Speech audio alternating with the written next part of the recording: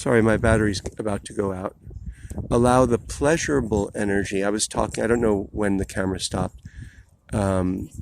You are working with your grief, with a deep sinking sensation that's overwhelming, that's as overwhelming as rage is, that's as overwhelming as terror is. You're grief-stricken, and you allow yourself to feel that profound sinking sensation that pulls you down.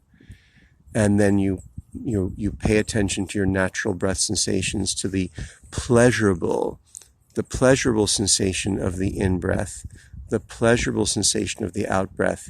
Because when you're mindful of the in and out breath, and you follow each breath from beginning to end, you make contact with the in-breath at the moment that it begins, you maintain contact until the end, and now you make contact again with the out-breath at the beginning of the out-breath, and this way you train your mind to stay with the breath.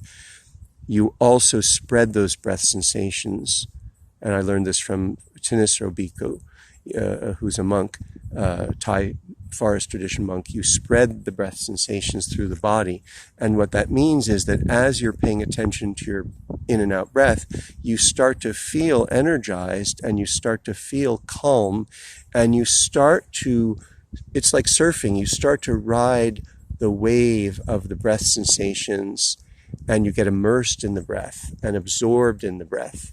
And so the difference between you and the breath gets smaller. Right now, if you start to pay attention to your breath, you have a strong awareness of yourself as an entity paying attention to this other thing called the breath. As you spend time with it, you become immersed in the breath, and you get to the point where you're only feeling the breath sensations, and you're still aware of your body, but you now spread the breath sensations through the body. And you can do this as a sort of remedy, as a way of coping with overwhelming emotion like grief. You know, grief is actually in some ways much harder. It's much deeper. Sinking into the ground is what we do when we die, and literally. And so, anger is a defense mechanism that we use to prevent ourselves from being harmed in nature. And so it's the first line of defense mechanism